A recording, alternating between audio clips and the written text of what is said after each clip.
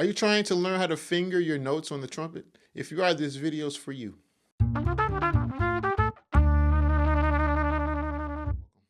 Hi, my name is Chris Davis, and welcome to a channel that I call Trumpet Lessons HQ.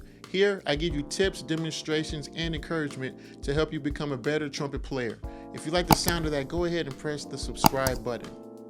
All right, before we start playing, just in case you're brand new to the trumpet, here's some things. We got first valve right here, which is closer to the mouthpiece. We have third valve here, which is closer to the bell, and second valve is in the center. Now I'm going to play each note 3 times. The first note is a demonstration, and then go ahead and join in on the second time and play with me. I want to encourage you to rewind the video as much as you need to and play along as much as you need to so that you can really begin to develop the habit of playing with a good sound. If you need a fingering chart, you can click the link below in the comments and download it right now.